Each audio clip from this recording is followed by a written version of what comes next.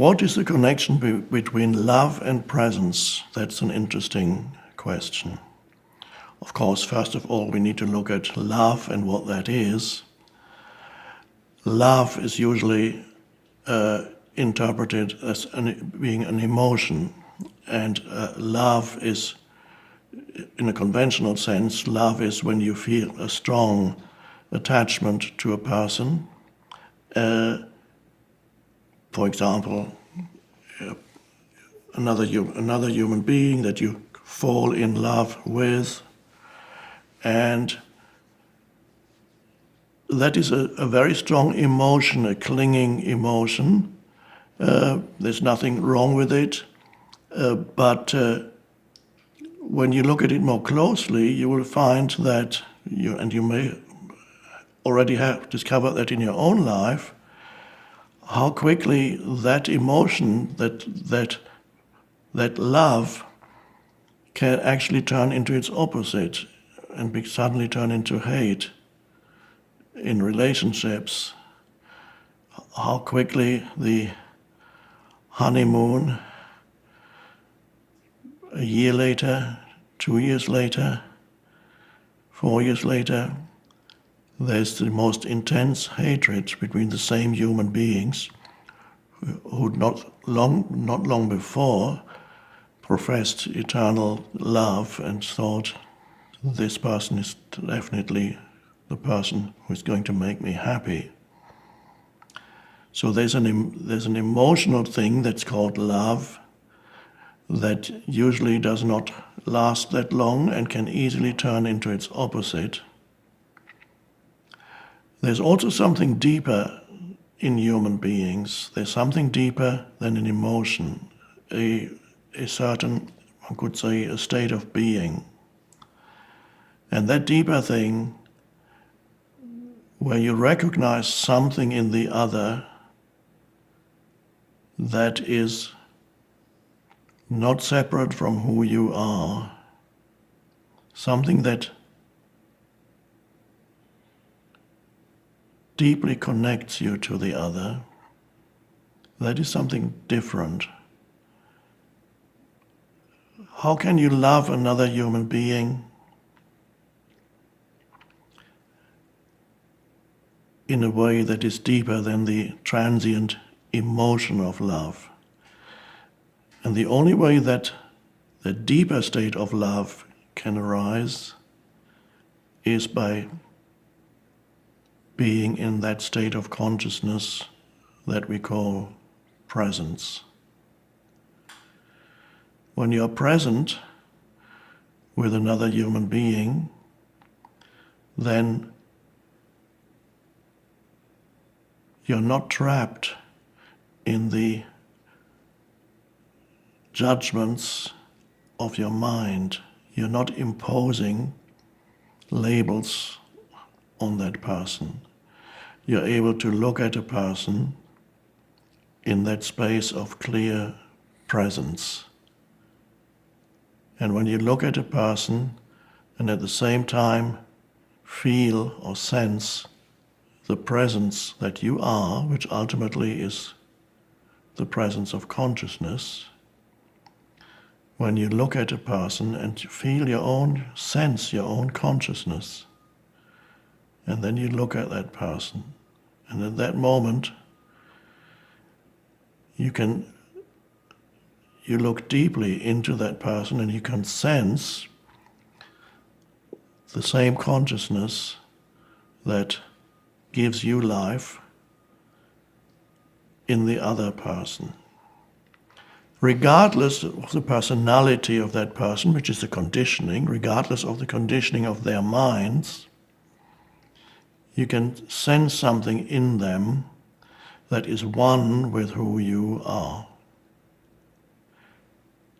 So you're only able to do that when you are present, because when you are not present, you're identified with your mind, and then all you have is concepts about the other person, or emotions, emotional needs, and so on that are projected onto the other person.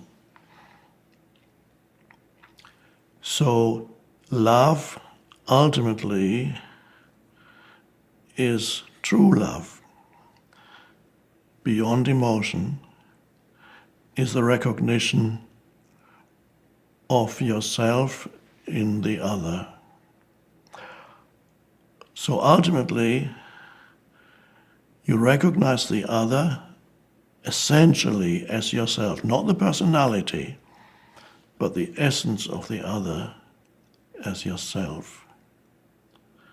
Somebody already talked about that, but 2,000 years ago, but it was misunderstood. When you are present, you love the other as yourself. It does not mean you love the other person as much as you love yourself.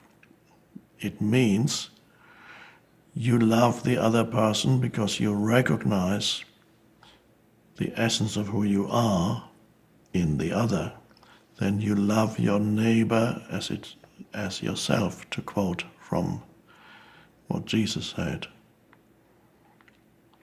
And so that does not require you necessarily to be in a so-called relationship with that person. You can encounter a person casually in a restaurant, in an elevator, or buying something, and there can be a moment where you connect with another human being and you sense that essential space of presence between you, and you can sense that this consciousness that is you ultimately is also the consciousness that is the essence of the other person, no matter what their personality manifests at that moment. And that's a deeply satisfying thing, to actually feel your oneness with the other.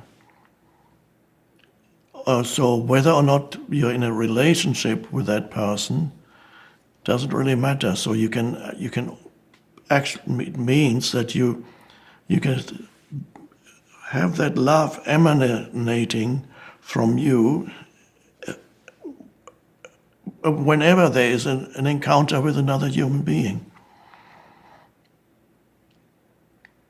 And that is true love. Now, when you have a relationship with another person, then it is likely that the emotional love is also present. So in addition to that deeper love, which is the recognition of the other as yourself, you will also have the emotional attachment. But the emotional attachment is something that gradually you notice that the emotional attachment, as you start living with the person, you notice that the emotional attachment continues to be there, but is not as important as it was before. The deeper recognition of the other as yourself becomes